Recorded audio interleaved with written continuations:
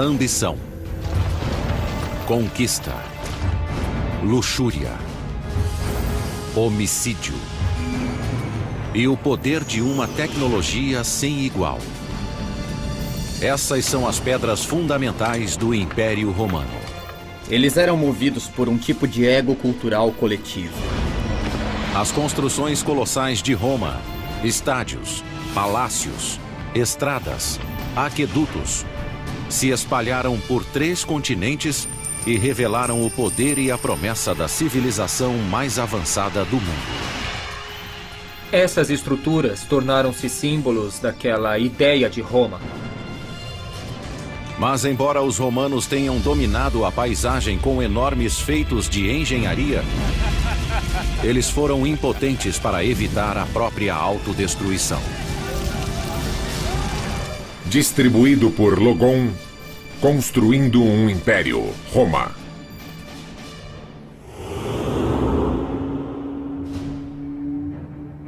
15 de março do ano 44 a.C. O homem mais poderoso do mundo está morto no chão do Senado romano.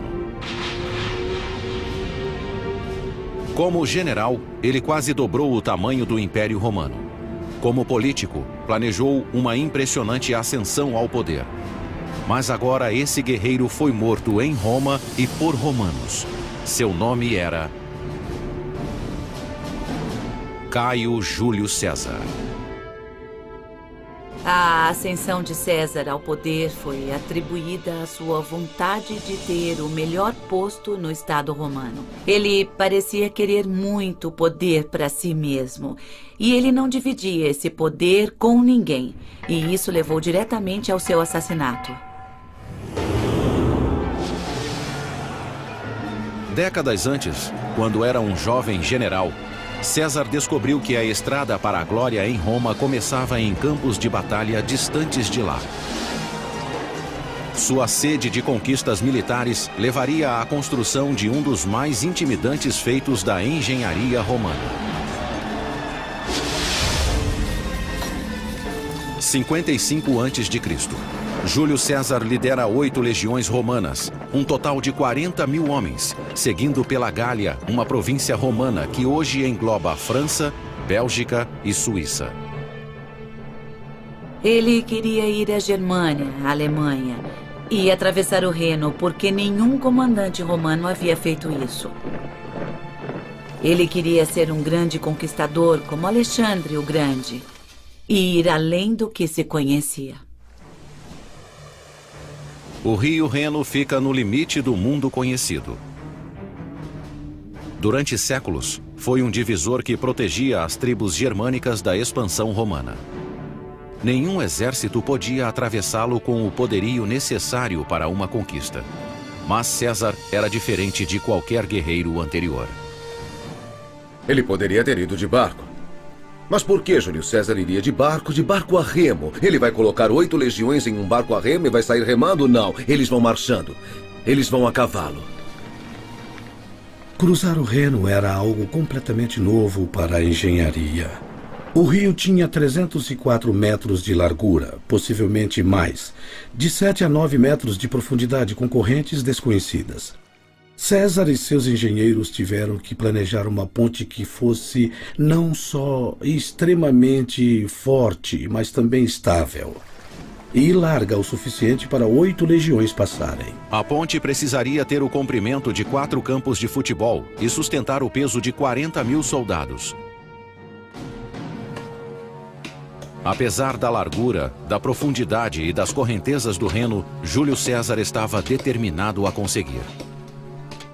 Cruzar um rio daquele tamanho com uma ponte é um ato que merece uma grande plateia. Mas é claro que esta plateia estaria do outro lado do rio, temendo pelo sucesso da operação. Com a velocidade e eficiência de uma máquina bem lubrificada, os soldados de César transformaram a madeira local em uma ponte em expansão. A cada hora, um milagre da engenharia chega mais perto da margem norte do Reno. É como se uma nave espacial pousasse na Terra e tivesse metade do tamanho de Manhattan com algum tipo de dispositivo magnético que levasse prédios pelos ares.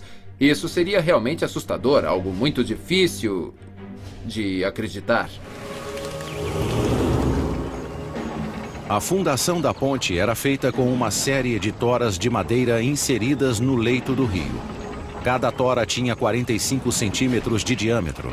No centro da ponte, elas chegavam a ter 9 metros de comprimento para ir da superfície ao fundo. Ao colocar as toras na diagonal, os engenheiros de César deram maior estabilidade à ponte. Quando eles inseriam as toras no ângulo e as conectavam, faziam o mesmo que os carpinteiros ao construir cavaletes. Quando as pernas estão inclinadas, isso impede que a estrutura se enfraqueça, tornando a área mais estável. A inclinação dá maior resistência contra a força do rio, contra a sua maré e assim por diante. Mas é muito mais difícil fincá-las no leito fluvial do que verticalmente. Então eles tiveram que tomar muito cuidado com as estruturas de madeira no momento de fincá-las no leito. Na parte mais alta do rio, as toras se inclinavam na direção da corrente. 12 metros rio abaixo, seus pares se inclinavam contra a corrente. Cada conjunto de toras era unido por uma longa viga de 60 centímetros de espessura. Em seguida, troncos eram dispostos ao longo das vigas, sobre as quais assentavam feixes de madeira fortemente amarrados. O projeto da ponte em si era inovador, mas o que tornou o feito ainda mais impressionante foi a velocidade da construção. Apenas 10 dias após ordenar a construção, César marchou sobre a ponte em direção ao seu destino. Se tentássemos fazer o mesmo hoje, não conseguiríamos fazer algo assim em tão poucos dias com aquele tipo de tecnologia. Teríamos sucesso se contássemos com milhares de soldados leais e devotos a César e ao objetivo de atravessar o Reno para aterrorizar os germanos. César estimava que o inimigo tivesse 430 mil soldados, mais de 10 vezes o tamanho de seu exército. Mas quando os germânicos viram as legiões romanas cruzando o Reno, rapidamente recuaram para um terreno mais elevado. Nos 18 dias seguintes, César explorou livremente o território ao norte do Reno, sem encontrar qualquer resistência. Em seguida, ele voltou pela ponte e a desmontou, deixando uma mensagem inequívoca. A simbologia é a seguinte: Roma pode ir a qualquer lugar. Nada pode detê-la. Se quisesse ir mais longe, Júlio César poderia ir a qualquer lugar. A ponte foi o primeiro sinal da ambição obsessiva de César. 10 anos depois, essa ambição daria a ele um poder sem precedentes, mas também seria o motivo de sua queda. Quando ele foi declarado o primeiro ditador perpétuo de Roma aos 55 anos, em 44 a.C., boatos de um assassinato começaram a circular nos corredores do Senado romano. Alguns de seus atos nos sugerem que ele realmente queria ser adorado como um deus. Sua ambição foi tão além dos limites do que os romanos, e especialmente os senadores, achavam aceitável, que acabou sendo assassinado. Em vida, Júlio César alterou para sempre o cenário político romano. Na morte, ele incorporou o potencial e o risco do poder absoluto. Quando César foi assassinado, não havia garantia de nada, a não ser de que Roma se perderia totalmente. O reinado de César foi um momento decisivo na história política romana. Sua conquista da Gália expandiu enormemente o alcance da influência romana. A consolidação de seu poder marcou o fim da República Romana, governada por senadores e cônsules democraticamente eleitos, e o início de um império em que tiranos podiam governar com autoridade absoluta. Alguns usariam o poder para construir obras maravilhosas de engenharia. A vaidade, excessos e ignorância de outros levariam o império à beira da destruição. Apesar de tudo, Roma se tornaria a civilização mais poderosa e avançada que o mundo já havia visto.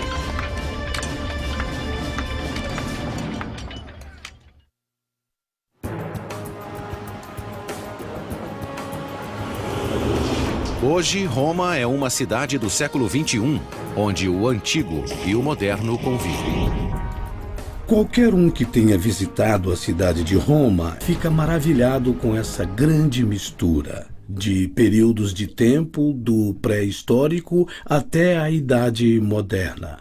E uma coisa incrível sobre Roma é que você vive nos mitos da história de uma das maiores civilizações que já fizeram parte da história da humanidade. Segundo a lenda, Roma foi fundada em 753 a.C. por Rômulo e Remo, dois irmãos que foram abandonados quando bebês e criados por uma loba. Os dois irmãos construíram a própria cidade às margens do rio Tibre, mas uma discordância quanto a quem iria governar terminou em morte. Remo foi morto por Rômulo, que deu o nome à cidade. Não seria a última vez que um crime daria origem a um novo governante romano. A Guerra Civil foi um dos acontecimentos que definiu o crescimento do Estado romano. A história, a lenda de Rômulo e Remo, ecoa desde então por toda a história de Roma. Inicialmente, Roma era um dos inúmeros pequenos reinados que lutavam pelo poder na Itália Central. Mas, ao contrário de muitos de seus vizinhos que desconfiavam de forasteiros, Roma abrigava todos os párias ambiciosos. Rômulo disse: já que não temos uma grande população, eu vou construir um asilo, eu vou criar um tipo de zona livre para todos, escravos foragidos, bandidos, piratas, enfim. Venha e faça parte deste grande conceito que é Roma. Este é um tipo de atitude única. Desde o começo, os romanos eram muito abertos. Essa abertura encorajou uma livre troca de ideias. Entre elas, teorias de engenharia importadas de outras culturas.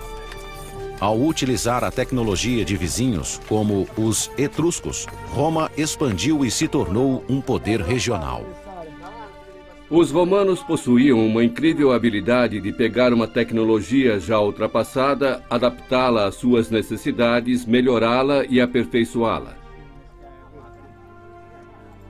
Eles usaram as técnicas dos etruscos de construção de estradas, também de sistemas de distribuição de água através de canais, de construção de grandes e extraordinárias muralhas e de produzir algo tendo essas técnicas como base.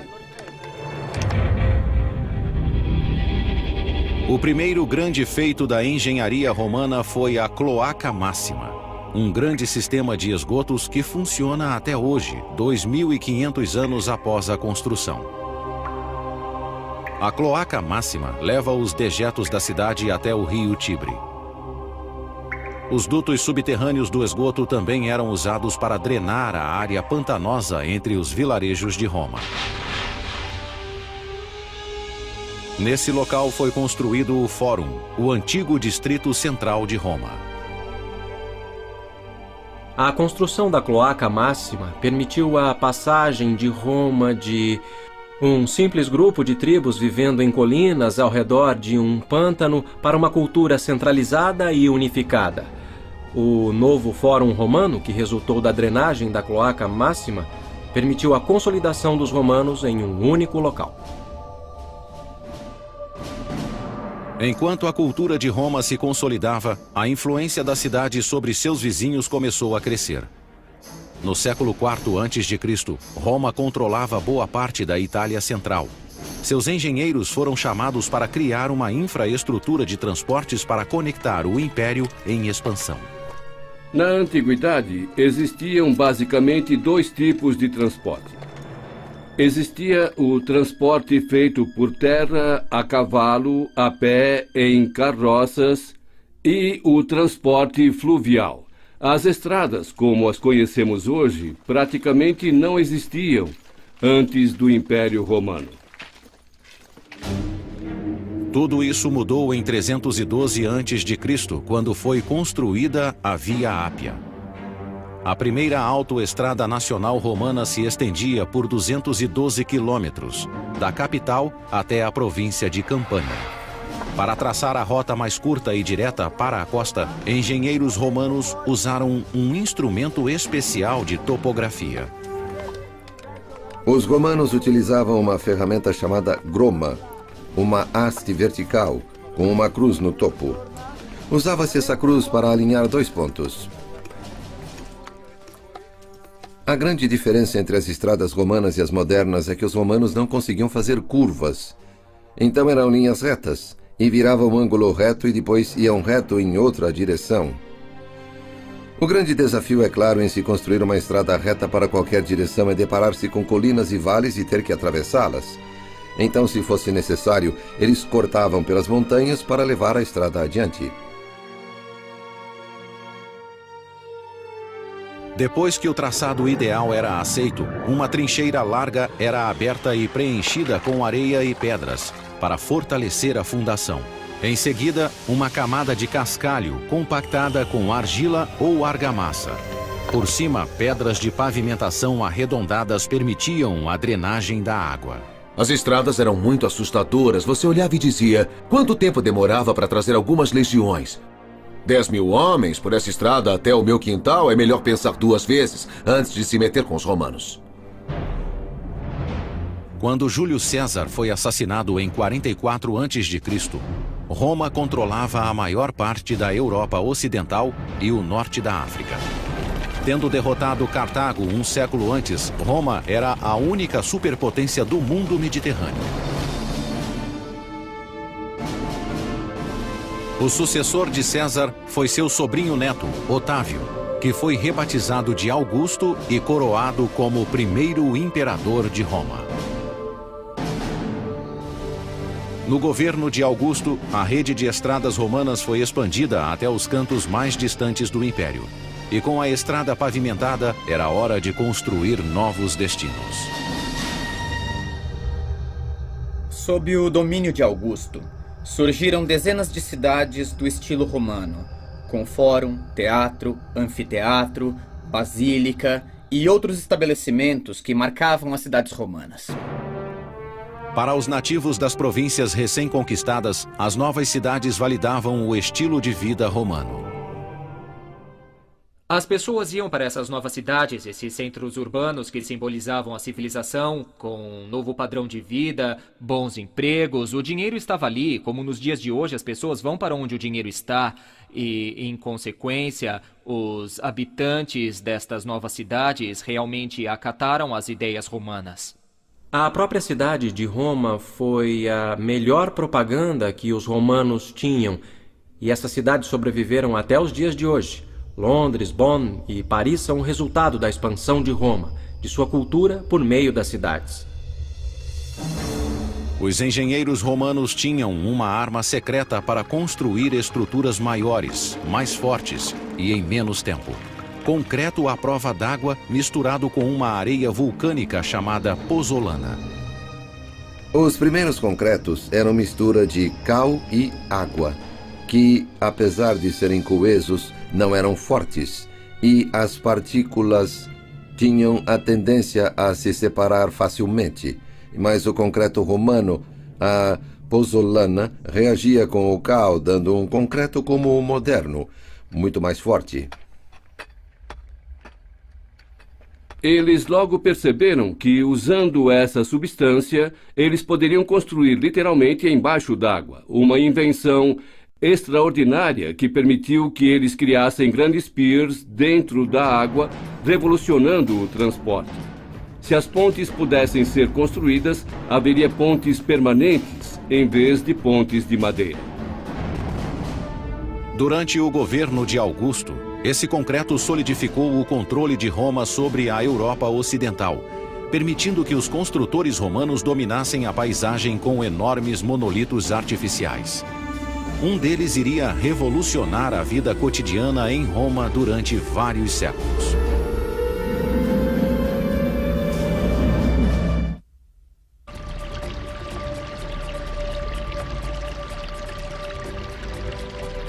No primeiro século da era cristã, Roma era a única superpotência europeia. Enquanto expandiam o império, os romanos também olhavam para dentro e usavam seus conhecimentos técnicos para melhorar a qualidade de vida na capital. De todos os feitos da engenharia romana, nenhum alterou tanto a vida diária como a água corrente. O sistema de distribuição de água de Roma foi um grande salto em relação ao que aconteceu antes. Na capital, 11 linhas de aquedutos levavam água para os cidadãos, transportando ao todo 800 milhões de litros por dia a partir de fontes nas montanhas a quilômetros de distância.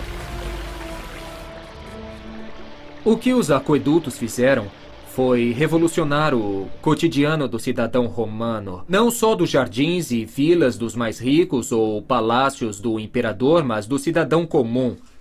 Havia muita água disponível na cidade de Roma, e isso sustentava uma grande população. Os aquedutos promoveram o crescimento de uma nova cultura urbana. Com o fornecimento constante de água, quase 1 milhão de pessoas viviam com limpeza e conforto na capital. A água dos aquedutos retirava os dejetos humanos e mantinha a cidade limpa. Por isso os romanos se consideravam superiores, eram mais limpos do que os outros. Nenhum império sozinho pode levar o crédito pelo sucesso dos aquedutos. Eles foram construídos ao longo de vários séculos. Mas foi o imperador Cláudio, um homem desfigurado que sofria de gagueira, que teve o maior impacto no abastecimento de água de Roma. Antes de subir ao poder, Cláudio era motivo de riso. Considerado inválido, ele era até escondido do povo. Cláudio tinha problemas de gagueira, ele mancava um pouco, ele escutava pouco. Então as pessoas não sabiam o que fazer com ele. Apesar das deficiências, Cláudio foi inteligente o bastante para tomar o poder quando teve a oportunidade. No ano de 41, a maior parte da família real foi assassinada para vingar o reinado sangrento do sobrinho de Cláudio, Calígula. Cláudio foi poupado quando o encontraram escondido atrás de uma cortina. Com a vida em risco, ele conseguiu subornar os guardas pretorianos para que o proclamassem imperador. Esse ato iria mudar o rumo da história romana. Quando ele se tornou imperador, governou de forma, pelo menos para os nossos padrões, bem. Certamente não era um homem burro.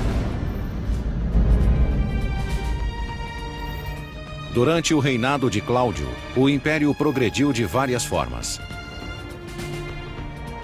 Na fronteira, suas legiões conquistaram a Bretanha, algo que nem Júlio César tinha conseguido fazer. Em Roma, ele construiu 2 grandes aquedutos, o Aqua Cláudia e o Anio Novus, que aumentaram muito o fluxo de água na cidade. Aquedutos não são tão complicados na teoria. A água busca o ponto mais baixo e então é levada com uma queda de um ponto a outro. Então é algo simples, todo mundo devia saber. Mas na prática, criar um aqueduto é outra coisa. Os aquedutos foram planejados para chegar à cidade em ângulo gradualmente descendente ou gradiente. Esse gradiente era de apenas alguns centímetros a cada 30 metros. A queda do aqueduto tinha que ser calculada de longas distâncias, 30, 50 ou mesmo 60 quilômetros da fonte nas montanhas até as cidades. Tinha que ser consistente, não podia sair disso independente do terreno. Para manter o declive perfeito através das montanhas, os engenheiros cavavam túneis com um ângulo perfeito. Quando cruzavam vales, as tubulações eram elevadas em muros de pedras. Se os muros precisassem ter mais de 2 metros de altura, os romanos poupavam materiais de construção e ainda aumentavam a resistência usando um antigo conceito de engenharia, o arco. O arco revolucionou a arquitetura no mundo antigo ao permitir vãos maiores do que realmente era possível. Basicamente mudaram o conceito espacial da arquitetura romana. Os arcos eram feitos em torno de uma forma de madeira que mantinham as pedras firmes até a colocação de uma pedra central, que distribuía o peso por igual para cada lado do arco, permitindo que outras pedras fossem colocadas acima dela. Os arcos são melhores que paredes retas nas construções, de várias maneiras, tanto em eficiência como em resistência. Os arcos requerem menos material para serem construídos e são muito fortes para suportar tetos, arquidutos e qualquer coisa que colocar em cima. Uma coluna de arcos de 10 quilômetros levava o Aqua Claudia através de vales a caminho de Roma. Os aquedutos eram cobertos, mas claro, se tirasse a cobertura, poderia ver a água como um rio seguindo em direção à cidade. Ao chegar na cidade, cada aqueduto desembocava em 3 tanques de contenção. Um para as fontes públicas de água potável, o segundo para os banhos públicos e o terceiro reservado para o imperador e outros romanos ricos que podiam pagar pela própria água corrente. Um conceito avançado para a época. Basicamente, toda a casa, no século I ou II, depois de Cristo, tinha água corrente. Isso é impressionante, pois em toda a Idade Média isso não aconteceu. Com a construção do Aqua Claudia e do Annio Novus, o imperador Cláudio revitalizou o sistema romano de distribuição de água. Seu governo foi um sucesso, mas as escolhas que fez na vida particular acabaram provocando sua queda. A tradição diz que Cláudio era lascivo, que ele amava suas mulheres e também suas esposas demais, e ele as servia. Ele chocou o império quando se casou com a própria sobrinha, Agripina, irmã de Calígula. Agripina vinha de uma linhagem de mulheres ambiciosas, populares e poderosas. Ela era como a Cleópatra de sua época. Ela era determinada, muito orgulhosa e era ambiciosa, terrivelmente ambiciosa. Depois de viver cercada por imperadores a vida toda, Agripina queria sentir o gosto do poder. Ela utilizou todo o seu encanto físico e político para obtê-lo. E depois que Cláudio estava sob seu controle, Agripina usou o filho como forma de perpetuá-lo. A principal intenção de Agripina ao seduzir Cláudio e se tornar imperatriz era garantir que seu filho ascendesse ao trono. No ano de 50, Agripina convenceu Cláudio a nomear seu filho de um casamento anterior como herdeiro, em detrimento do próprio filho biológico do imperador. 4 anos depois, o imperador estava morto, envenenado por um cogumelo e pela ambição da esposa. Da noite para o dia, Agripina passou de esposa de um imperador a mãe de outro. O novo imperador era Nero, um futuro tirano de 16 anos de idade que destruiria a cidade.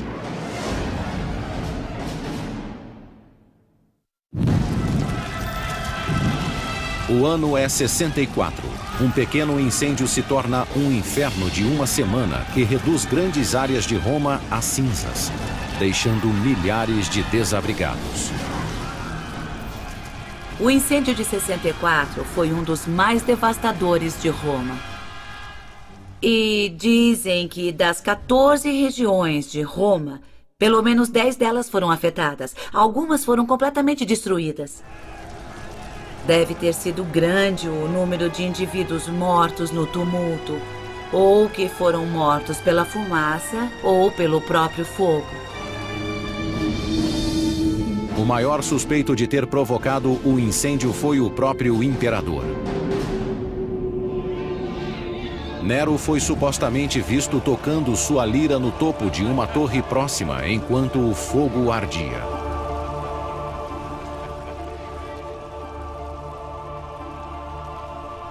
Dizem que ele olhou para o incêndio como se fosse um espetáculo e foi à torre de Micenas e recitou a queda de Troia. Dizem que Nero tocava música enquanto Roma queimava. Seus atos após o incêndio também foram incriminadores. Nero confiscou 1/3 da cidade incendiada como propriedade particular e construiu o mais extravagante e egocêntrico monumento do Império, um complexo de palácios ocupando 80 hectares do centro de Roma. Começaram a surgir boatos de que ele ateou fogo na cidade de propósito para limpar uma parte da cidade onde ele queria construir seu palácio. Nero culpou os cristãos, membros de um novo culto religioso, e centenas deles foram enforcados e queimados nas ruas de Roma.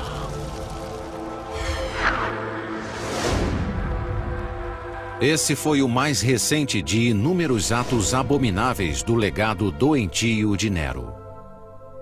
Ele deu a cabeça da ex-mulher de presente à nova esposa a pedido dela. E depois ele a matou a chutes quando estava grávida em um acesso de raiva.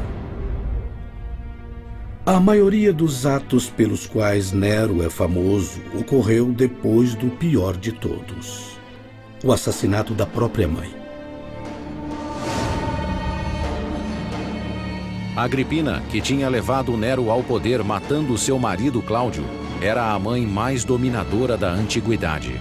Ela esperava dividir o poder com o filho.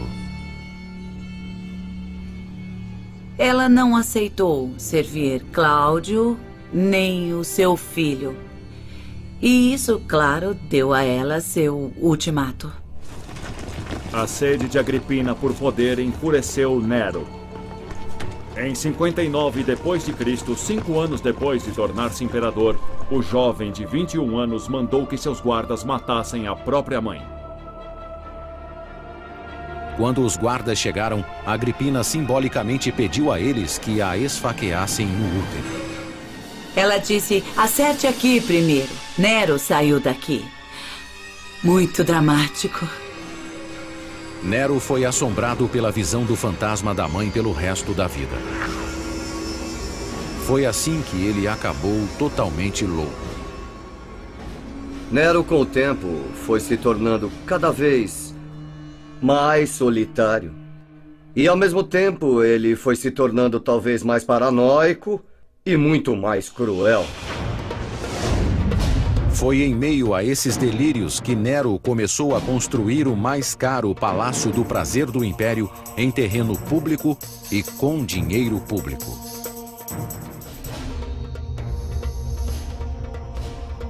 Imagine se todo o Central Park se transformasse num palácio particular de Bill Gates. E isso foi no coração da cidade, onde os ricos, os influentes e proprietários da cidade já tinham suas próprias casas. E eu diria que foi chocante. Nero tirou dinheiro das províncias para conseguir dinheiro. E em Roma, ele exigiu dinheiro dos ricos. Eles entregavam o dinheiro a ele e depois eram mortos. Deve ter sido uma época assustadora para se viver. A Casa Dourada de Nero foi construída com a dor e o suor do trabalho forçado. Na Roma antiga, a escravidão era uma prática comum e aceitável. 1 em cada 3 pessoas que moravam na cidade era escrava. As conquistas de Roma seriam impensáveis sem os escravos. O trabalho escravo fazia parte do que gerava os lucros necessários para manter e para expandir o império. Não há dúvida de que o trabalho escravo foi muito significativo para a construção desses projetos grandiosos que definiram a essência da Roma imperial. O novo palácio de Nero refletia a percepção divina que tinha de si mesmo.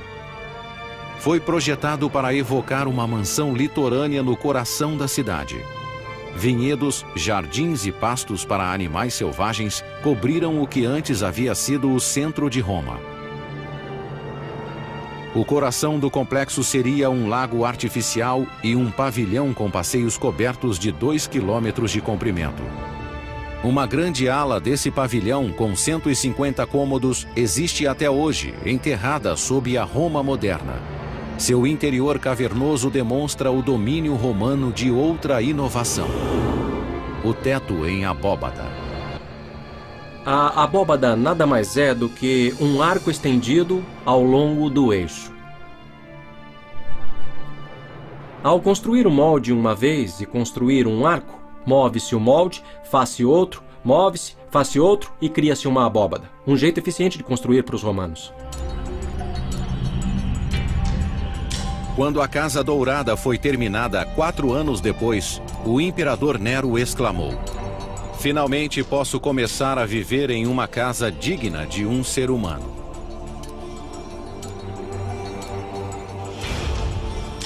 O que resta hoje é uma casca úmida do palácio decadente que ele habitou. Essas câmaras de tijolo e concreto já foram decoradas em ouro e cobertas de coloridos afrescos e pedras preciosas inestimáveis. Havia pedras preciosas e semi-preciosas encravadas no teto. Havia lápis lazuli, cristais de rocha, cristais rosa, que estavam lá só para captar a luz. E construindo a Casa Dourada, Nero mostrou não ser um bom imperador. Generoso com os recursos pessoais, e acho que isso ajudou a levar à sua queda, seu comportamento era tão diferente em termos do que os senadores e a população de Roma esperavam de seu imperador, que ele acabou tendo de pagar o preço. No ano de 68, poucos meses após mudar-se para a Casa Dourada, Nero foi derrubado por uma revolta da oposição. Declarado inimigo público pelo Senado, foi caçado como um fugitivo pelos próprios guardas. Com a aproximação dos perseguidores, Nero cortou a própria garganta com a ajuda de um leal escravo. Suas últimas palavras foram: "Que grande artista morre em mim." Nero morreu como um ator eloquente que sempre quis ser, um ator trágico em um palco de tragédia. Então suas palavras finais completam o quadro de alguém que se via não como um imperador, mas como um astro. Após a morte de Nero, os romanos enterraram qualquer lembrança dele e de seu reinado opressor. No ano de 104, sua Casa Dourada foi recoberta com terra e cascalho. Ela se tornaria a fundação para um complexo de banhos construído ali mesmo pelo imperador Trajano. Durante 1.300 anos, ela permaneceu enterrada e esquecida sob a cidade. No século XVI, uma depressão levou exploradores a redescobrirem a antiga construção. Ali dentro, artistas do Renascimento se inspiraram em seus afrescos bizarros. A palavra grotesco que usamos hoje é um termo artístico para descrever criaturas estranhas que viam lá parte humanas, parte feras, parte arquitetura, parte decoração. A Casa Dourada é uma lembrança permanente do terrível reinado de Nero, caracterizado pela loucura, homicídios em massa e vaidade extrema. Ao final desse governo, o Império Romano estava diante de um futuro incerto. Todos os imperadores, de Júlio César a Nero, descendiam de uma única linhagem familiar. Agora, pela primeira vez, o comando do Império estava vago. Ninguém sabia exatamente o que aconteceria depois, a não ser que seria sangrento e que não seria muito bom até que acabasse.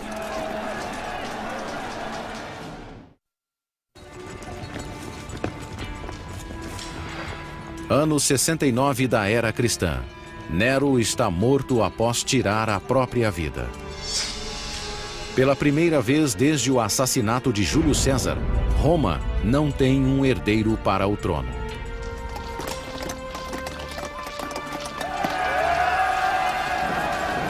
Tem início uma disputa entre os principais generais do Império, que voltam seus exércitos uns contra os outros na luta pelo poder. O grande vitorioso é Vespasiano, um general simples e direto que comandou as legiões romanas na Judéia. Ele não tem sangue real e é bem diferente de seu tirânico predecessor. Vespasiano era o anti-Nero. Ele era o mais diferente de Nero possível. Era oficial de carreira, era um homem prático e experiente, que tinha aversão a gente pretensiosa e tinha orgulho disso. Vespasiano era do tipo que preferia assistir ao futebol ou à ópera. Diferente de Nero, que explorou o conhecimento de seus engenheiros para projetos pessoais, Vespasiano pôs as melhores mentes de Roma a serviço do povo. Ele começou drenando o enorme lago construído por Nero nos jardins de seu palácio. Em seu lugar seria construída a mais famosa obra da engenharia romana, um lugar para onde seria canalizado todo o caos que consumira a cidade. Ele seria chamado de Anfiteatro Flávio, mais conhecido como Coliseu.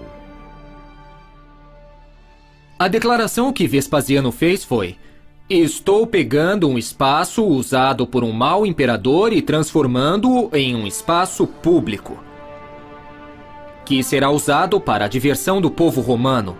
Foi uma propaganda muito ousada.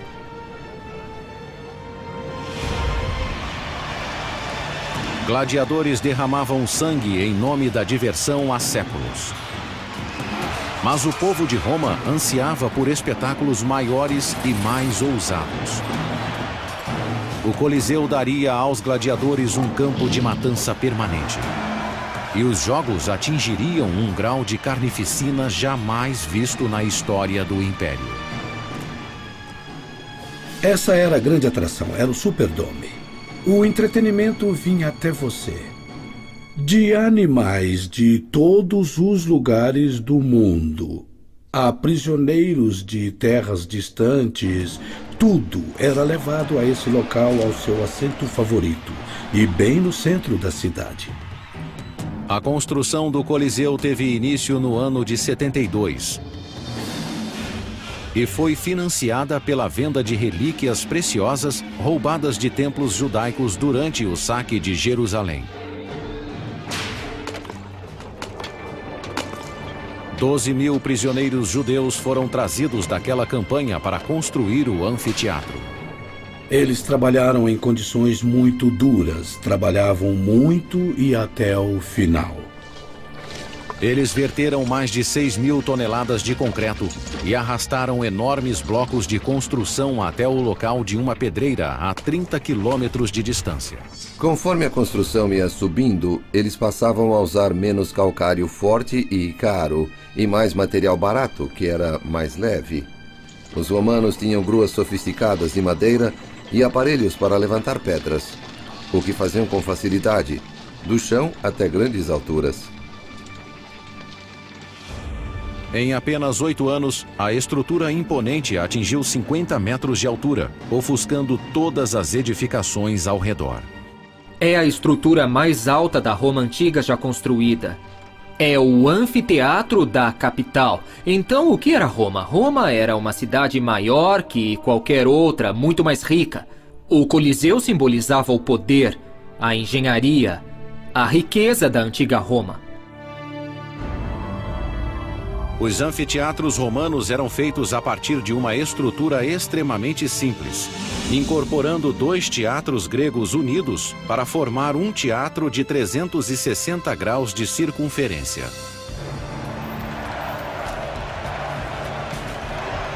O Coliseu estabeleceu um novo padrão em design de anfiteatros romanos.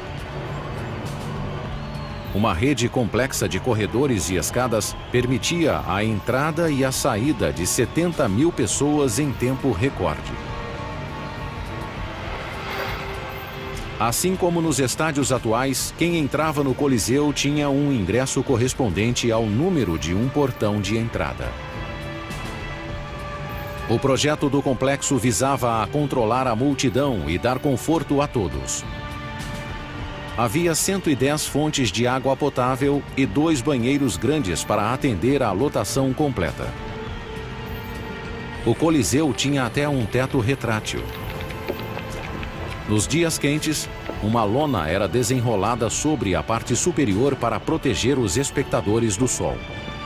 Ela era operada por marinheiros romanos posicionados em torno da arcada superior do estádio. Eles a moviam de acordo com o sol e com o vento. Assim, o Coliseu tinha circulação de ar, sombra, e eles ficavam nas arcadas, movimentando as hastes pelos buracos que vemos pelo lado de fora, e que sustentavam a lona que cobria o local. Em 80 d.C., o Coliseu estava pronto. Mas Vespasiano não viveu para ver a inauguração de seu maior monumento. Ele morreu de causas naturais 1 ano antes. Quem conduziu a cerimônia de inauguração foi seu filho e sucessor, Tito. Durante 100 dias consecutivos, os romanos lotaram o Coliseu para ver todo o tipo de carnificina imaginável. 5.000 animais foram mortos em um único dia. Milhares de gladiadores e prisioneiros perderam a vida lá. Fora da arena, matanças nessa escala ocorriam apenas em guerras, mas dentro dela era apenas diversão. Durava o dia inteiro. Pela manhã, eles viam homens matarem ou serem mortos por animais. Ao meio-dia, viam a execução de prisioneiros.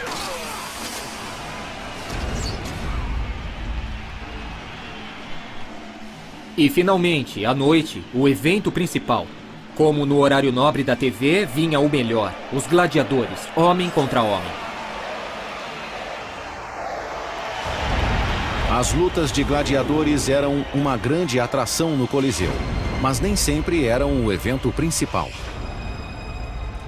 Vários escritores antigos descrevem batalhas navais ao vivo, recriadas em plena arena, com navios de guerra, sobre a água. Teria sido totalmente possível desviar a água de um aqueduto diretamente para o Coliseu para inundá-lo com uma profundidade rasa. Temos evidência em estudos recentes sobre o Coliseu da existência de muitos canais de água que inundavam a subestrutura do Coliseu. Então, sim, era possível e acontecia. Cristiano Ranieri é o primeiro arqueólogo moderno a explorar o labirinto dos canais de água abaixo do Coliseu. Ele acredita ter encontrado provas da existência de um sistema de encanamento usado para inundar a arena para as batalhas navais. Nós encontramos sob a arena túneis bem antigos, mais velhos que o Coliseu, da época de Nero. Portanto, da mesma época do Domus Aurea. Os canais de água construídos abaixo do lago artificial de Nero foram deixados intactos quando o Coliseu foi construído em cima. Eles poderiam ter sido adaptados para inundar e drenar a arena. Nestas imagens inéditas, Cristiano lidera uma equipe de mergulho nesses antigos canais e na água poluída com detritos de 2 milênios. Abaixo do Coliseu, ele descobre um tanque de contenção diretamente ligado a um aqueduto próximo. Cristiano acredita que a água era desviada daquele aqueduto para a arena.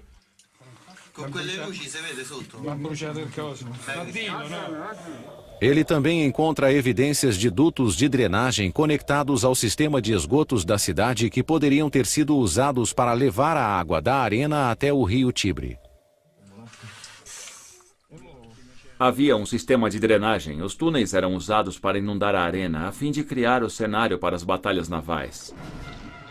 As batalhas navais no Coliseu foram um impressionante triunfo da engenharia, mas foram uma tendência passageira na arena mais famosa do mundo. Após uma década, as operações de inundação foram abandonadas em favor de uma reforma que iria revolucionar os jogos. Uma nova subestrutura de 2 andares abaixo da arena chamada hipogeu. Nele havia um sistema de elevadores e alçapões por onde tigres e gladiadores armados surgiam repentinamente do solo e matavam vítimas despreparadas. Embora o verdadeiro espetáculo ocorresse na arena, a base, o centro nervoso, o sistema de suporte da arena era embaixo, no hipogeu. Onde havia leões, jaulas para animais selvagens, gladiadores afiando as espadas e presos condenados em celas se preparando para a morte. Quando os jogos começavam, abria-se um alçapão no chão e um elevador trazia um leão ou pantera para a arena. Quando o alçapão se abria, tudo se inundava de luz e ouviam-se os gritos dos espectadores. Então, o alçapão se fechava novamente, deixando-os pensar no próprio fim. Entre gritos, lamentos e cheiro de sangue de animais e homens.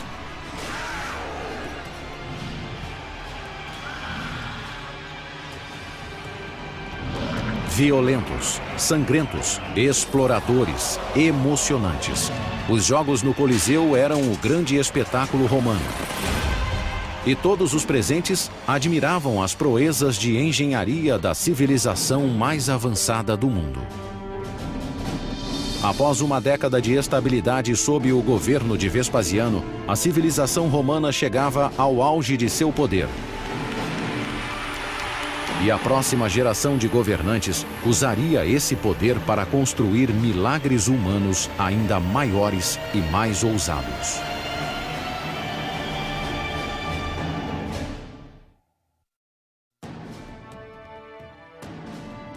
No final do primeiro século da era cristã, o Império Romano se estendia da Inglaterra ao Egito, de Portugal à Pérsia. 50 milhões de pessoas de todas as raças e idiomas eram leais a um imperador. Esse imperador sempre fora italiano, até o ano de 98, quando um estrangeiro assumiu o controle do império. Ele se chamava Trajano, um guerreiro ambicioso da província da Espanha, cujos triunfos nos campos de batalha chamaram a atenção do enfermo imperador Nerva. Como não tinha descendentes, Nerva adotou Trajano como filho e herdeiro. Havia uma ideia ampla do que significava ser romano e quem podia realmente ajudar a participar do Estado. E Trajano é um bom exemplo disso. Trajano foi o primeiro de uma série de imperadores de fora da Itália. Trajano herdou o Império Romano quando Nerva morreu. Imediatamente, ele se dispôs a provar lealdade aos cidadãos da capital e sabia que, para fazer isso, precisava apelar ao inflexível senso de supremacia do povo. Os romanos pensavam em grande escala. O tamanho de seu império, o tamanho de suas construções e a ambição de seus principais líderes. Sem dúvida, esse é um dos pontos que podemos definir como necessários a um romano. Eles eram movidos por um tipo de ego cultural coletivo. Trajano deu início a uma grande campanha de construção que começou com a infraestrutura do império. Fez reparos urgentes em estradas, portos e prédios públicos. Ergueu um dos últimos grandes aquedutos e construiu novos banhos públicos sobre as fundações da Casa Dourada de Nero. Todas essas construções exigiam muito dinheiro. E para completar e para executar seus planos, ele precisava de muito mais. E em termos romanos, isso significava conquistar. Em seu terceiro ano como imperador, Trajano lançou uma ofensiva militar para arrecadar dinheiro para a construção de novos monumentos magníficos. Decidiu conquistar a Dácia, uma região que engloba as atuais Romênia e Hungria, que se defendera dos romanos por séculos. Os dácios se renderam em 107 d.C., após anos de duros combates. O imperador conquistador saqueou centenas de toneladas de ouro e prata da nova província.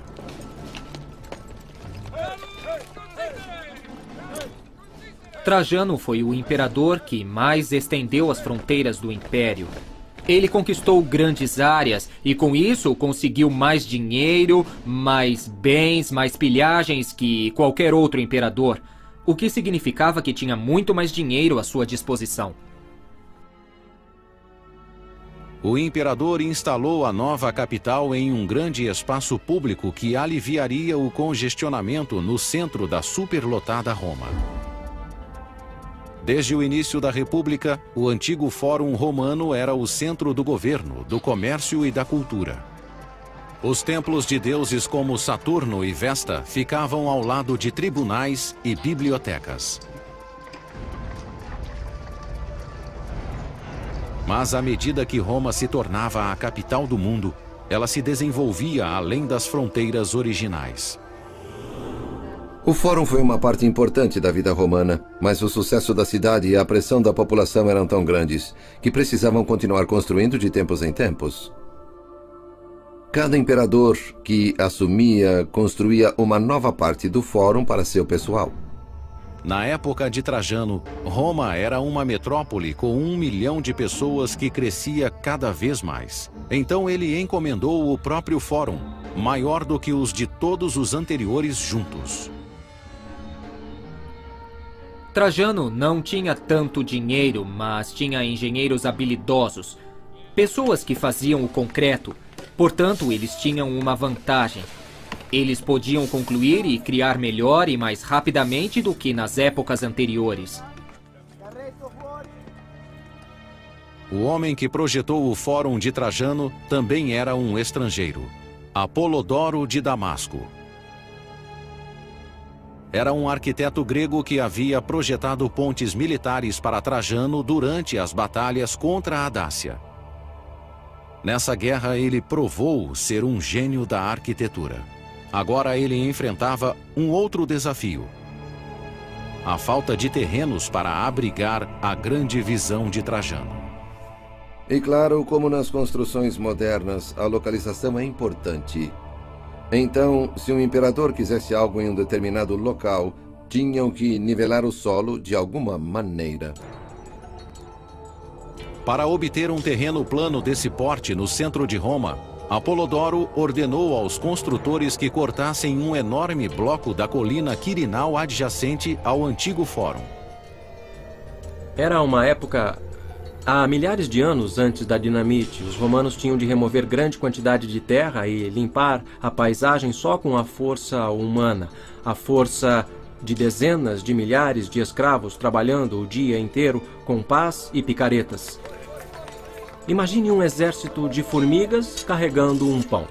Elas não vão fazer tudo de uma vez, vão quebrar e carregar em pedaços pequenos. Um exército de escravos romanos escavou metodicamente a parede rochosa, desfazendo 38 metros de elevação e criando um terreno de mais de 55 mil metros quadrados no coração de Roma. Lá, uma cidade de mármore foi erguida à medida que o imperador espanhol e o arquiteto grego refaziam a capital. O resultado final foi revelado em 112 da era cristã. O Fórum de Trajano era um conjunto de mármore magnífico, com bibliotecas gregas e latinas, estátuas colossais, uma enorme praça central e uma basílica de 2 andares, onde as leis eram feitas e os processos julgados. Ir ao Fórum de Trajano era realmente uma grande experiência para qualquer romano. Eles entravam na basílica, a maior já construída na época. A basílica era revestida de mármore e cheia de luz. Depois, quando se chegava à praça, via-se a monumental estátua equestre de Trajano. Então ela devia ser uma visão e tanto. A peça central do fórum era uma coluna de mármore de 38 metros que se erguia acima da nova construção. Essa coluna ainda existe hoje. Ao redor de sua fachada, uma escultura em alto relevo conta a história da invasão da Dácia por Trajano. Trajano aparece várias e várias vezes, sempre envolvido em todos os aspectos da campanha, do planejamento inicial até a conquista final. E desse modo, a coluna serve como um tipo de propaganda. A altura exata da coluna possui um significado mais sutil. A altura da coluna de Trajano em si, 30 metros, mais a base e a estátua no topo, marcaram a altura da colina Quirinal, que foi removida para que o fórum fosse erguido no local. Portanto, é um marco não só das batalhas de Trajano, mas também das batalhas de Apolodoro, para limpar a terra e criar um espaço urbano monumental. O Fórum de Trajano ficou em pé por 700 anos. A maior parte foi reduzida a pó por um terremoto no século IX. Mas há uma seção que sobreviveu e que não deixa dúvida sobre sua escala imponente. Um vasto complexo conhecido como Mercado de Trajano. Apolodoro escorou o penhasco de 38 metros que ele criara, construindo um mercado romano de 6 andares diretamente na encosta da colina. Ele moldou os primeiros 3 andares em uma estrutura semicircular, com corredores longos e curvos. O mercado funcionava para reforçar a encosta que havia sido escavada. Não é por acaso que a forma usada contra a encosta seja côncava. Portanto, mais forte, tem a forma de um arco virado nessa direção para suportar a pressão da colina ao lado. Acima do semicírculo havia mais 3 andares com pequenas lojas e grandes corredores com 3 andares de altura. O mercado de Trajano continha mais de 150 lojas que forneciam desde calçados a objetos de arte. Esses mercados deviam vender grandes quantidades de materiais dos 4 cantos do mundo romano, talvez até de mais longe.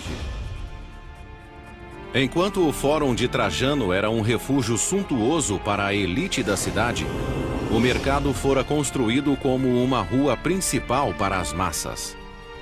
O mercado e fórum juntos representavam 2 lados da cultura romana. A opulência do fórum, o átrio cheio de colunas, as decorações douradas, representavam um centro enorme e formal para a cidade.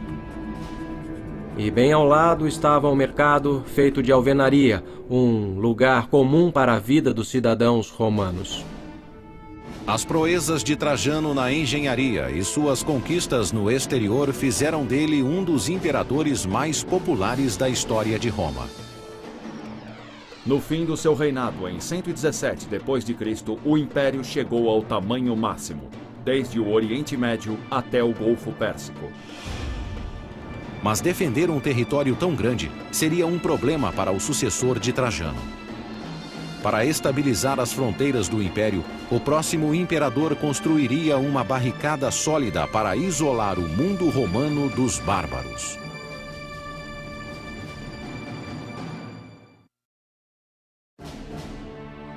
Quando morreu no ano de 117, o imperador Trajano tinha levado o Império Romano ao auge em tamanho e riqueza. Mas as desvantagens de tal dominação logo se tornariam evidentes. Trajano não tinha filhos biológicos. Então, após sua morte, o controle do império passou para seu filho adotivo, Adriano. Adriano, como Trajano, era um militar habilidoso. Mas Adriano percebeu que o império não conseguiria manter suas fronteiras. Quanto mais fronteiras fossem estendidas, claro, mais dinheiro era necessário para defendê-las. Então ele não procurava conquistar territórios, mas controlar os que já possuía. Uma evidência concreta da política de defesa de Adriano pode ser encontrada atualmente em uma região remota no norte da Inglaterra, a 2.400 quilômetros de Roma. Quando Adriano subiu ao poder em 117, a região norte da Bretanha era uma fronteira selvagem, onde os soldados romanos enfrentavam as ameaças dos invernos congelantes e dos ataques bárbaros.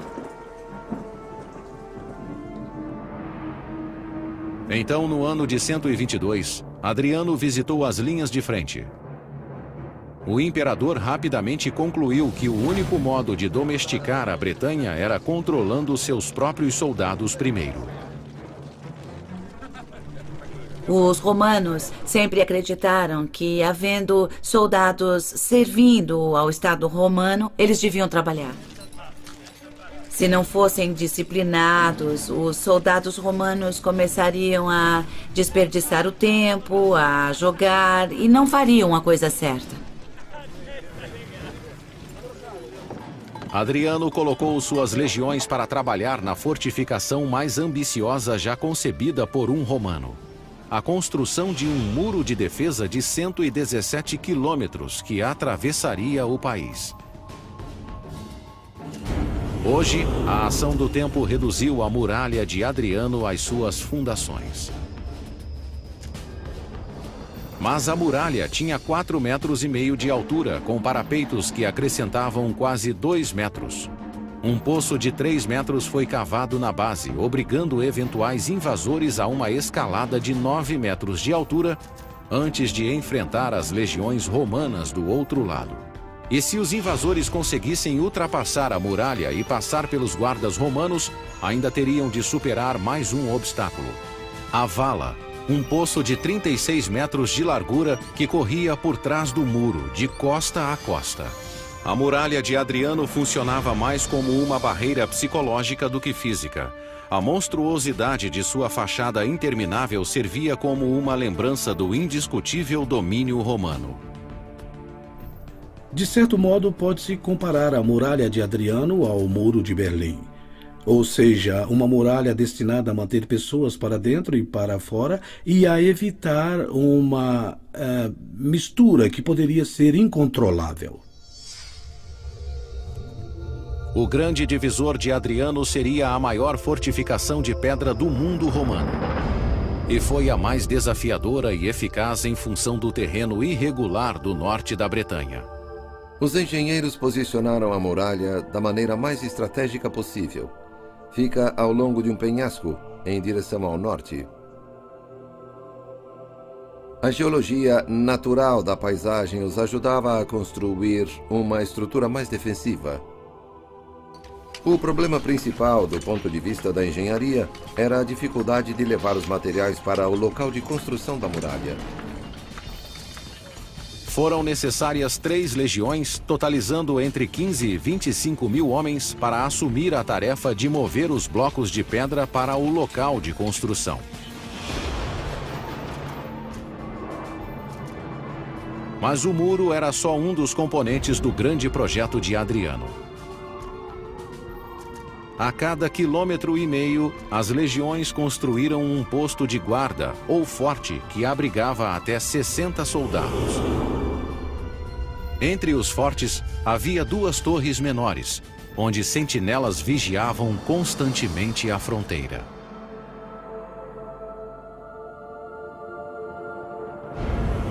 Ao longo da muralha foram construídos 17 superfortes que podiam abrigar 1.000 soldados romanos.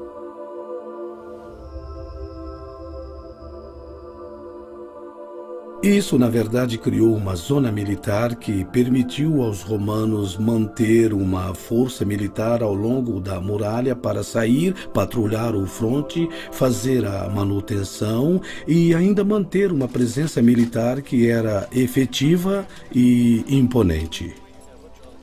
Cada superforte tinha de 1 a 2 hectares e possuía um salão de reunião, um templo, tendas, um hospital e uma casa de banho.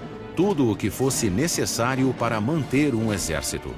Ao redor dos fortes surgiram cidades para satisfazer a demanda constante do exército por comida e suprimentos. Os soldados romanos queriam sapatos romanos, queriam agulhas romanas, queriam tudo o que pudessem conseguir no mundo romano. Então o comércio os seguia, os bares os seguiam, as mulheres os seguiam e acabaram mudando fundamentalmente as áreas em que se assentavam. Em apenas 5 anos, a vasta barreira através da Bretanha estava completa. O imperador assegurou a fronteira norte de Roma, melhorou a disciplina de seus soldados e criou uma prova evidente do alcance do poder romano. Em 126 da era cristã, Adriano retornou a Roma. Lá, ele ordenou a construção de uma das mais famosas maravilhas da engenharia romana e eliminou seu engenheiro mais renomado.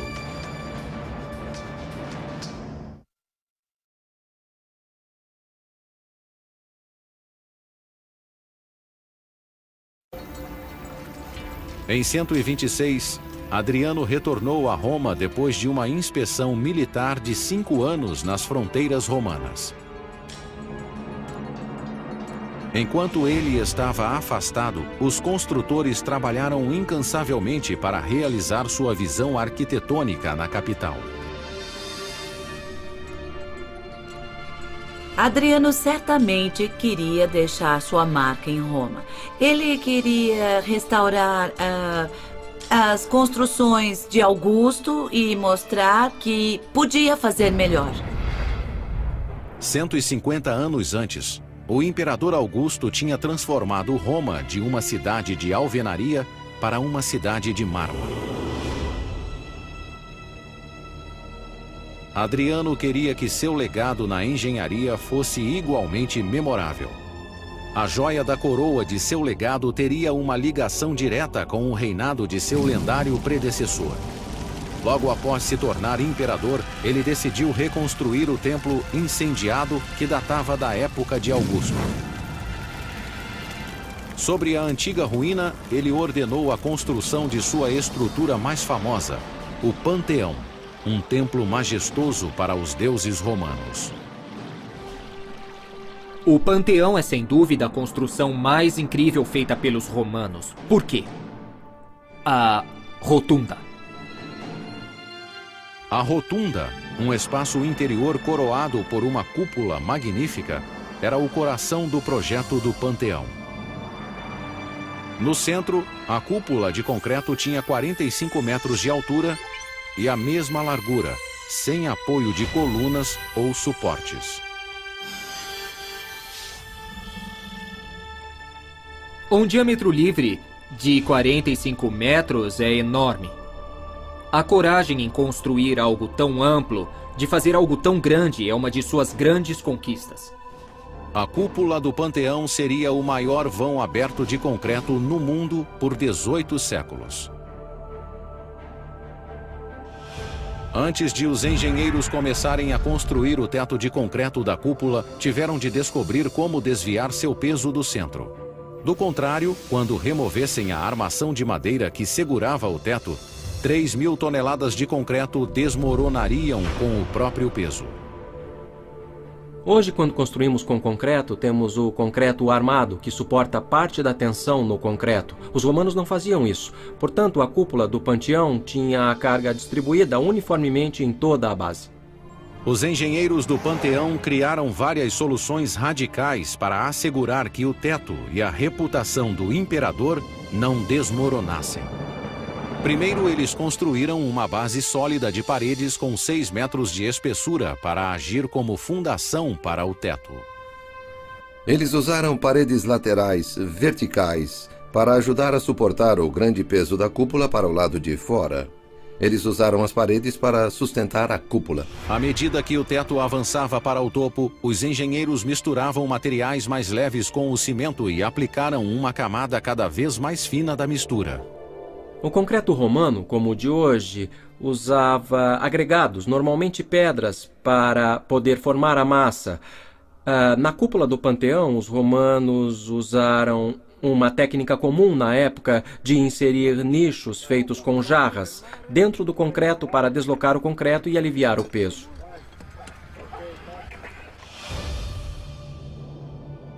Para deixar o teto ainda mais leve, os construtores moldaram alvéolos no teto que serviam para 2 propósitos engenhosos. Esses alvéolos tinham, claro, um propósito estético. Eles permitem que a superfície da cúpula seja decorada, mas ao mesmo tempo eles reduzem a quantidade de concreto necessária para a própria cúpula. Uma alteração final para distribuir o peso da cúpula se tornou a característica mais notável do Panteão: o óculo, uma cavidade de 9 metros no centro do teto. O óculo elimina a tensão do concreto pesado no ponto mais fraco da cúpula e ilumina o interior como o sol ilumina a terra. Imagine uma pessoa da época que nunca tinha visto esse tipo de espaço interior, pois nada parecido havia sido construído antes.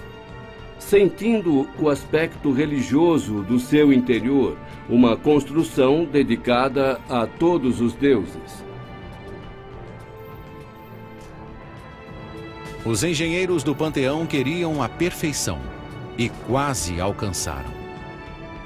Mas uma falha misteriosa no projeto ainda intriga os observadores atuais. O pórtico frontal do Panteão, a entrada que leva ao interior, está 3 metros mais baixo. Ele não se liga à rotunda como deveria. Por que colunas de 15 metros não foram usadas no lugar das de 12 metros? Só podemos especular. Será que afundaram no Mediterrâneo? Será que os romanos não conseguiram adquirir pedras suficientes para construir as colunas a tempo de Adriano inaugurar a construção? Não dá para ter certeza. Durante séculos, o Panteão figurou como um enigma da engenharia. Mas a forma como foi construído é só uma parte da incógnita. O maior mistério é saber quem o projetou. Não há registros que revelem a identidade do arquiteto. As hipóteses atuais se concentram no próprio imperador Adriano. Ele foi uma pessoa muito versátil. Ele pintava, escrevia poesias e adorava arquitetura. Muitas outras construções de Adriano possuíam cúpulas. Para mim, Adriano teve uma participação nesse projeto. Outro candidato possível é Apolodoro de Damasco, o gênio por trás do fórum construído pelo antecessor de Adriano, Trajano. Apolodoro era cético quanto às habilidades arquitetônicas de Adriano e corajoso o bastante para declarar isso publicamente. Apolodoro certa vez ridicularizou Adriano. Continue projetando suas cúpulas de abóboras. Depois de certo ponto, Adriano fica tão furioso com Apolodoro por ele criticar os seus designs que o faz cometer suicídio.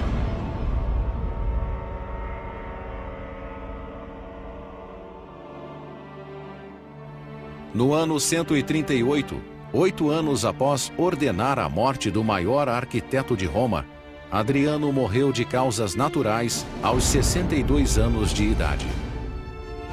As 2 décadas de seu império foram a fase mais produtiva da engenharia na história de Roma. Quando Adriano morreu, portos, templos, pontes e basílicas em todos os cantos de Roma tinham seu nome. Quase um século depois, outro imperador encomendou uma das últimas grandes construções de Roma e provocou a queda e a destruição do império.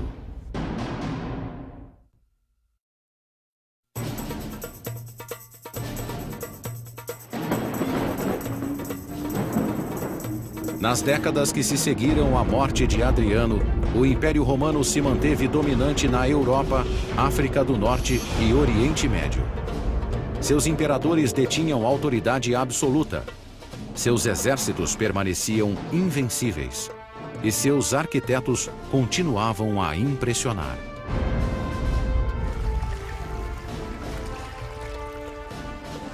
Sua maior realização, um complexo imenso de termas romanas, foi encomendado em 212 da era cristã pelo corrupto imperador Caracalla.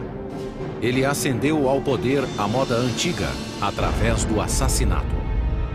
O pai de Caracalla, o imperador Sétimo Severo, desejava que seus 2 filhos comandassem o Império Romano juntos. Mas Caracalla e seu irmão Geta se odiavam. Depois da morte do pai, foi uma questão de tempo até que um eliminasse o outro. Caracalla agiu primeiro. Caracalla o matou na frente de sua mãe. O que para mim é uma coisa terrível. O nome de Geta não só foi apagado da memória, não só nas inscrições, mas sua imagem foi destruída. Eles apagaram o nome, mas deixaram a rasura. Sabemos que o Estado tomou todas as providências para que fosse apagado. E devemos lembrar dessa lição.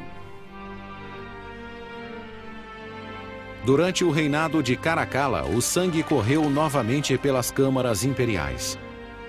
O império voltara às mãos de um tirano que governava pelo medo. O governo de Caracalla foi caracterizado como de um homem, imperador, que se punha acima de todos os outros homens, dentro da esfera dos deuses. Caracalla queria deixar um legado que garantisse fama eterna, como o Coliseu de Vespasiano, o Fórum de Trajano e o Panteão de Adriano. Ele tinha que se provar merecedor do poder imperial. Tinha que mostrar que era ainda melhor que seu pai. O novo imperador tentou compensar seus pecados construindo um complexo de casas de banho. As termas eram parte integrante da vida cotidiana em Roma havia séculos. Eram prédios com piscinas de água quente e fria. Mas as termas eram mais do que um lugar para se banhar. Eram clubes de campo abertos a todas as classes. Quando saíam do trabalho, eles iam para as termas por algumas horas para relaxar, ouvir os políticos, serem esfregados, fazer as unhas, cortar o cabelo. Havia locais para se exercitarem, podiam lutar e, claro, podiam tomar banho e ir para saunas e suar bastante. E estavam cercados por estruturas magníficas, feitas de mármore e decoradas com estátuas. E serviam as pessoas comuns. Não era só para os ricos, era para todos os romanos. As termas sempre foram projetos populares entre os imperadores romanos. Cada um dos antecessores, como Nero, Tito e Trajano, quis deixar uma terma extravagante com seu nome. Caracalla estava determinado a superá-los, construindo o maior complexo de termas já feito. A imponente fachada que ainda existe é uma prova de seu sucesso. Como podem ver, pelas ruínas ao nosso redor havia uma série de salas enormes em que tinham piscinas do tamanho de piscinas olímpicas que serviam para banhos de temperaturas diferentes, salas para banhos particulares e áreas em que as pessoas podiam se reunir. O prédio central era maior do que a Basílica de São Pedro e decorado de cima a baixo com ouro e mármore. O piso era coberto com mosaicos intricados, dos quais ainda restam fragmentos. Ao redor do prédio principal havia espaços abertos para eventos de atletismo, prédios separados contendo bibliotecas, lojas, restaurantes e até bordéis em seu perímetro. O complexo acomodava confortavelmente quase 2.000 pessoas de uma só vez. Essa pequena cidade recebia mais pessoas todos os dias. As enormes salas são prova da engenharia e habilidade das pessoas que as construíram. Superaram quaisquer termas construídas anteriormente. Os empregados de Caracalla trabalharam ao máximo para terminar as termas rapidamente. Para construir uma casa de banho tão magnífica em 5 anos, devia haver de 5 a 10 mil pessoas trabalhando, diariamente, por 5 anos seguidos. O prédio visto na superfície era só parte da história. Por baixo do complexo, uma tubulação desviada de um aqueduto próximo trazia 18 milhões de litros de água fresca para as termas todos os dias. Para aquecer as piscinas, a água passava por fornalhas onde era aquecida por fogueiras. Cerca de 50 fornalhas foram construídas diretamente sob o piso. O piso dividia literalmente romanos ricos e bem-sucedidos dos escravos e trabalhadores do submundo que viviam em difíceis condições, como em fornalhas, alimentando o fogo e engasgando com fumaça, vapor e assim por diante. Aqui em cima, estas belas câmaras decoradas com mármores, mosaicos e tetos esculpidos deviam lembrar o paraíso. As termas de Caracalla foram inauguradas em 216. Foi uma das últimas grandes façanhas da engenharia romana, combinando a arte que os romanos aperfeiçoaram durante anos. Em um complexo de banhos como o de Caracalla, reuniram-se as conquistas feitas pela engenharia romana. A produção de tijolos, a alvenaria, a importação de mármore. Havia a velha tradição de Roma de construir sistemas de água e aquedutos, mas também os sistemas de drenagem e esgoto. Havia também muita experiência no uso de concreto, o que permitiu que criassem grandes espaços para serem cobertos com grandes cúpulas e abóbodas. As termas de Caracalla foram um grande sucesso, mas o mesmo não pode ser dito de seu reinado. Enquanto seu projeto favorito exauria a economia romana, Caracalla dilapidava os cofres públicos nas invasões da Pérsia e da Armênia, regiões orientais que não eram controladas por um imperador romano desde Trajano, um século antes. Como Trajano, Caracalla esperava concretizar seu legado através das conquistas. No entanto, ele selou o próprio destino. Em 217, após 6 anos de um reinado de crueldade e intimidação, Caracalla foi esfaqueado pelos próprios guardas durante uma campanha militar no Oriente. No mesmo ano, um incêndio devastador destruiu o Coliseu e a alma da capital. O anfiteatro foi reconstruído 20 anos depois, mas o império nunca se recuperou. Os dias de glória de Augusto, Vespasiano e Trajano pertenciam a um passado distante e jamais retornariam.